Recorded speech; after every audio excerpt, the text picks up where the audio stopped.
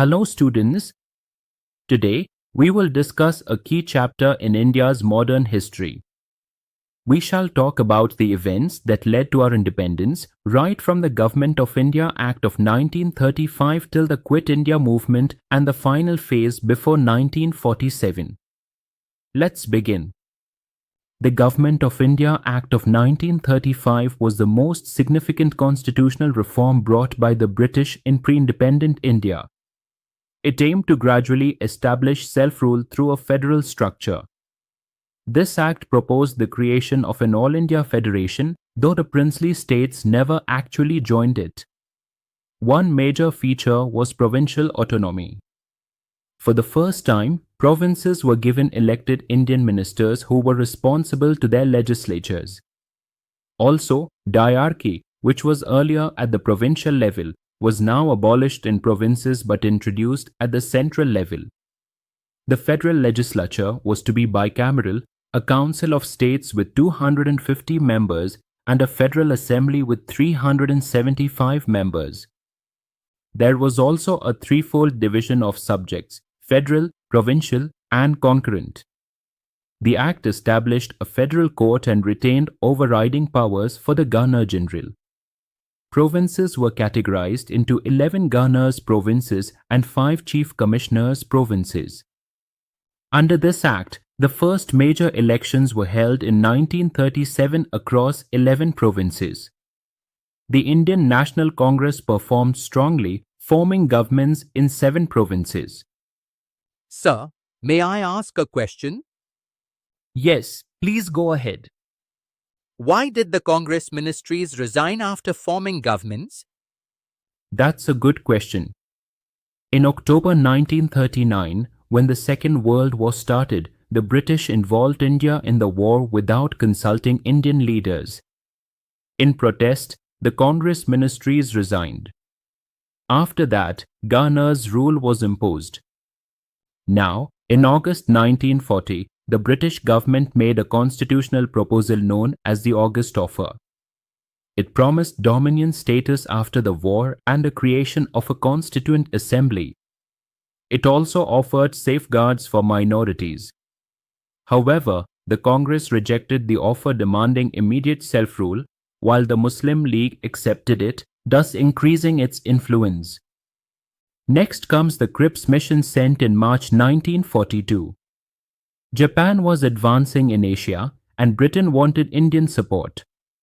Cripps proposed dominion status after the war, the formation of a constituent assembly, and even gave provinces the right to opt out of the Indian Union. Sir, I have a question. Did the Congress agree to the Cripps mission proposals? No, it didn't. Congress rejected the proposals due to the right of provinces to secede and the lack of real power transfer.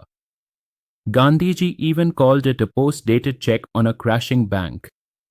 The Muslim League also rejected it since there was no mention of Pakistan. In July 1942, the Wardha Resolution was passed by the Congress Working Committee. It clearly demanded British withdrawal and set the tone for the next mass movement, the Quit India movement. On 8 August 1942, Congress passed the Quit India Resolution. Gandhiji gave the powerful slogan, "Do or die." The next day, top leaders were arrested. Despite this, the movement spread across the country. People disrupted railways, post offices, and communication lines. Parallel governments were even formed in places like Balia. Leaders like Aruna Asaf Ali, Jai Prakash Narayan, and Ram Manohar Lohia led underground resistance. But the movement was not supported by the Muslim League, the Communists, or C. Rajgopalachari. In 1945, Viceroy Lord Wavell proposed the Wavell Plan. It suggested forming a new executive council with all Indian members equally divided between caste Hindus and Muslims. The Shimla Conference was held to implement it, but it failed because Jinnah insisted that only the Muslim League could nominate Muslim members, which the Congress didn't accept. In 1944, C. Rajgopalachari proposed a formula to solve the Congress League deadlock. It accepted the idea of a plebiscite in Muslim-majority areas after independence. The League was to support independence, and both sides would agree on matters like defense and communication. But Jinnah rejected it, insisting only Muslims should vote. Hindu leaders like Veer Savarkar also opposed it. Though it failed, it opened the door for further dialogue. In March 1946, the British government sent the cabinet mission to India to decide how power would be transferred and to avoid the partition of the country. The mission was led by Lord Pithik-Lawrence, with Sir Stafford Cripps and A.V. Alexander as its members. The mission proposed a union of India with limited powers at the centre, dealing only with foreign affairs, defence and communication. It rejected the demand for a separate Pakistan but proposed grouping provinces into three categories, times Group A, Hindu-majority provinces like Madras, Bombay, Bihar, etc. times Group B, Muslim-majority provinces in the northwest, times Group C, Muslim-majority provinces in the east. Each group was allowed to draft its constitution, while a larger constituent assembly would frame the constitution for India. An interim government was also proposed until the new constitution was ready. Initially, both Congress and the Muslim League accepted the plan. However, differences arose when Jawaharlal Nehru declared in July 1946 that the grouping plan did not bind Congress. In response, the Muslim League withdrew its acceptance and declared Direct Action Day, leading to further communal violence. On 16 August 1946, the Muslim League, under Muhammad Ali Jinnah, observed Direct Action Day to demand the creation of Pakistan. This led to widespread communal riots, especially in Calcutta, marking a tragic breakdown of Hindu-Muslim unity. The violence and polarization from this day deepened the communal divide and made partition almost inevitable. On 2 September 1946, an interim government was formed under the leadership of Jawaharlal Nehru. This government marked India's first experience of exercising power at the central level. It initially comprised members of the Congress and later the Muslim League joined in October 1946. However, the League's participation was not cooperative. It aimed at obstructing the Congress from within, reflecting deepening political hostility.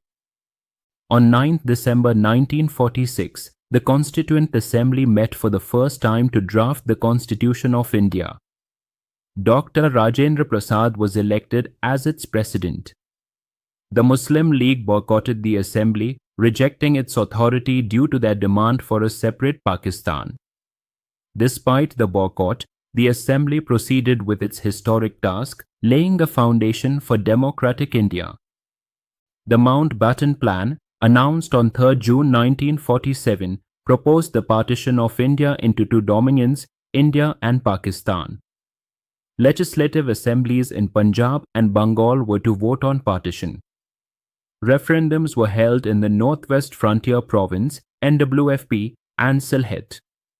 The Sindh Assembly voted to join Pakistan. A boundary commission was set up to demarcate the borders, and the transfer of power was scheduled for 15 August 1947.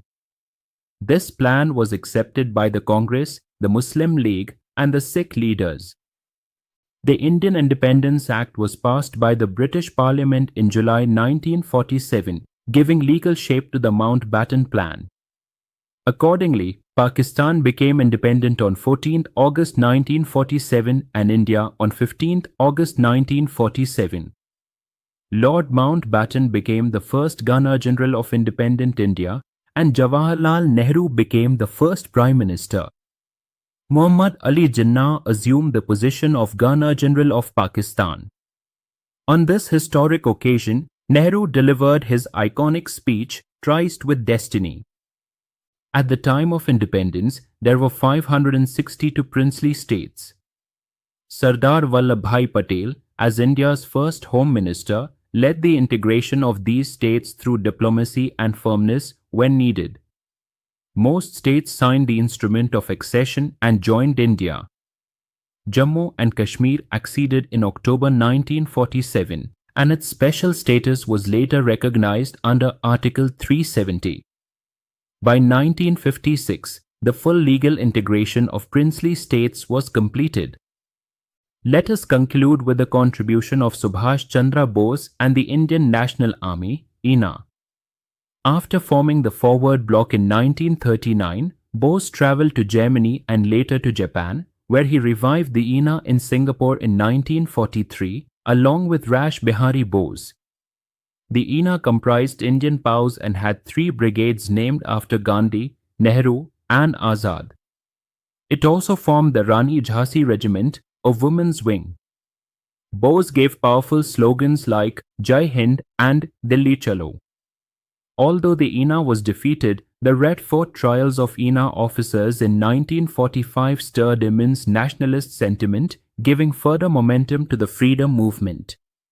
In today's class, we saw how from 1935 to 1945, the Indian freedom struggle evolved through legislative acts, failed negotiations, and mass movements. All this eventually led to the final phase of our freedom journey, which we will study in the next session. That's all for today. Jai Hind.